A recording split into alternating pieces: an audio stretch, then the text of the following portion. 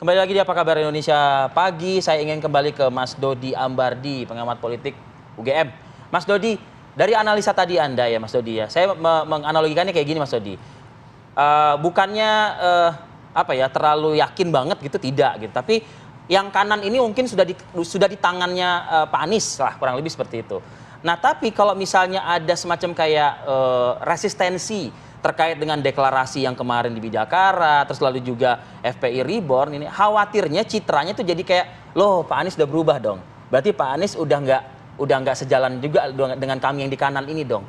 Ini tertafsir seperti itu nggak Mas Dodi? Bisa seperti itu, tetapi kan orang biasanya atau umumnya itu tidak melihat sebuah peristiwa itu sebagai sebuah peristiwa yang terisolasi. Jadi misalnya dukungan terhadap Pak Anies yang berasal dari kelompok Islam itu kan tidak hanya satu kemarin saja, tetapi juga ada di banyak tempat, termasuk ketika Pak Anies datang di Yogyakarta, itu kelompok Islam di sana juga bertemu dengan Pak Anies dan ada semacam kayak pidato lah, semacam itu. Nah, oleh karena itu kemudian kita bisa mengatakan bahwa kelompok Islam ini memang sebagian itu telah ke Pak Anies, terutama yang Anda tadi sebut itu sebagai kelompok kanan.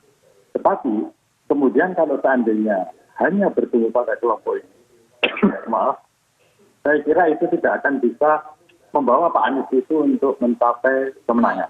Kemenangan itu kan intinya kalau secara kuantitatif kan di atas 50%. Nah itu kelompok itu saya kira belum cukup besar. Nah mau tidak mau itu harus merambah kelompok lainnya. Dan ini sebetulnya bukan sesuatu yang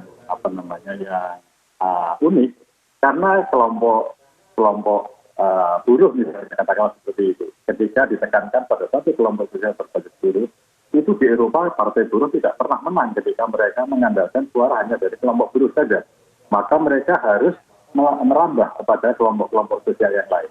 Nah ini tidak terjadi dengan dengan Pak Anies dan kemudian tim kampanyenya, bahwa kalau hanya memfokuskan kepada satu kelompok dan itu sudah di tangan, itu belum tentu dia memberikan jaminan bahwa nanti itu akan bisa memenangkan 50%.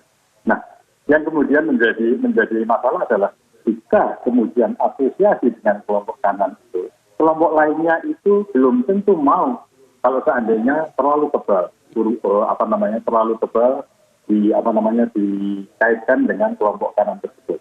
Saya kira kelompok-kelompok lain itu akan berpikir seperti itu. Nah, oleh karena itu upaya untuk bisa menembus batas kelompok itu yang seperti yang disampaikan oleh Mas Reza tadi, itu apakah dilakukan terus dan akan semakin kontinu ataukah tidak? Kalau saya melihat dilakukan kontinu, upaya untuk merangkul kelompok lain itu. Cuma di tingkat elit itu mungkin lebih mudah, tetapi tidak di tingkat kelompok pemilih. Karena kelompok pemilih mereka tidak selalu bisa mengikuti elitnya.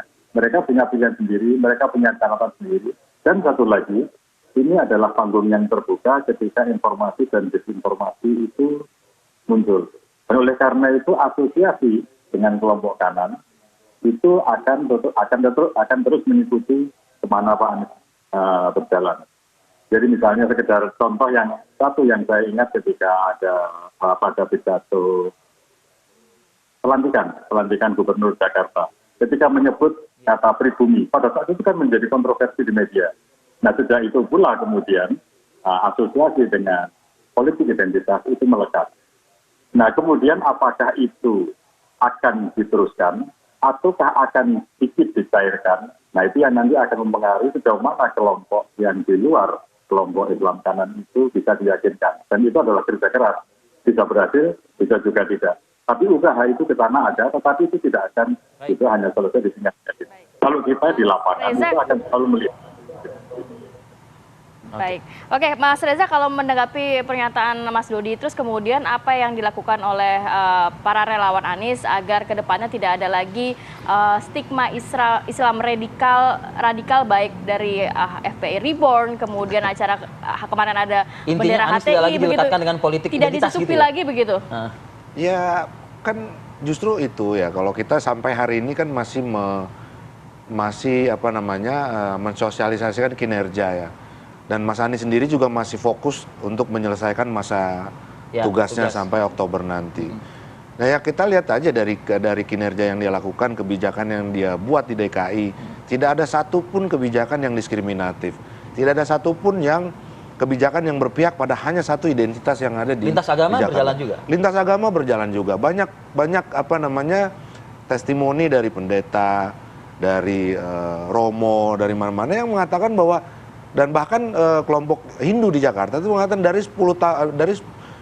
dari sebanyak gubernur yang ada sekarang yang baru memberikan perhatian khusus pada mereka itu baru Mas Anies Baswedan. Ini yang lagi kita dorong supaya bahwa bahwa kita nggak ada bermain mengistimewakan satu identitas, apalagi kalau bicara pilpres. Indonesia ini bukan Jakarta, Indonesia bukan hanya sekedar Jawa, Indonesia bukan cuma hanya sekedar orang Islam, semua ada di Indonesia. Artinya ya kita akan dorong contoh-contoh kinerja Mas Anies Baswedan di DKI yang bisa direplikasi nanti, kalaupun nanti direplikasi dalam skala nasional, bahwa tidak ada satupun kebijakan atau program kerja yang menghususkan hanya satu identitas tertentu. Kalau misalnya dilekatkan bahwa kelompok kanan ada di Mas Anies akibat sebagai residu dari Pilgub DKI, ya justru itu kita sadar Indonesia ini bukan cuma itu gitu, bukan cuma hanya kanan, ada tengah, ada kiri, semuanya harus terakomodir. Dan itu yang akan kita dorong ke depan. Karena suara kanan aja nggak cukup tadi kata Mas Dodi ya. Iya, kalau kanan dan kanannya kompak mestinya cukup. Cuma kan bukan persoalan itu, kita ingin mengakhiri polarisasi ini gitu loh. Kalau diterus-teruskan bahwa Anies dikanankan, bahwa Anies representasi dari kelompok radikal, ya kan teman-teman juga nanti akan, ya namanya ditekan terus, pasti dia akan melawan. Dan kalaupun ada perlawanan, ujung-ujungnya nanti polarisasi akan semakin tajam. Buat rival politik, hal seperti ini tuh pasti akan terus digencarkan loh ya. Iya pasti, makanya justru itu kita akan menahan diri untuk tidak terpancing ke arah sana. Menahan diri tanpa ada satu sikap. Dalam artian kan itu tentu akan menggerus dong. Contoh misalnya kayak kemarin yang di Bidakara, ada kawan-kawan saya yang hadir saat itu karena undangan disebar masif, itu justru yang meminta bahwa bendera itu jangan dinaikkan. Bukan karena kita tidak cinta tauhid, tapi justru ini bisa dibawa, digoreng ke arah sana bahwa ini didukung si A, didukung si B. Agak sulit mengatakan ini bukan settingan. Kalau satu organisasi yang sudah dinyatakan dilarang, kemudian ketua-ketua ditangkap polisi, tapi pada saat mereka melakukan demo, itu dikawal oleh polisi dari sejak turun dari bis sampai ke titik lokasi dikawal oleh polisi. Maksudnya diskriminasi juga dong. Iya kan, aneh juga gitu loh. Nah ini yang menurut saya, dan yang di Bidakara pun berizin. Padahal di situ ada HTI, ada FPI yang katanya udah dilarang juga katanya. Tapi nggak digerebek gitu. Tapi nggak digerebek. Udah. Ini kita lebar. Ya artinya maksud saya tetap menjaga begitu kita akan dengan acara-acara selanjutnya. Menjaga agar tujuan jahat dari orang-orang yang ingin mempertahankan polarisasi ini berjalan terus. Kita akan lawan itu sebetulnya. Baik Mas Reza, terima kasih banyak. Kemudian juga Mas Dodi, terima kasih banyak sudah atas waktunya, Mas Dodi. Informasi dan waktu pagi hari ini. Salam sehat selalu. Sehat selalu untuk Anda Mas Dodi. Oke.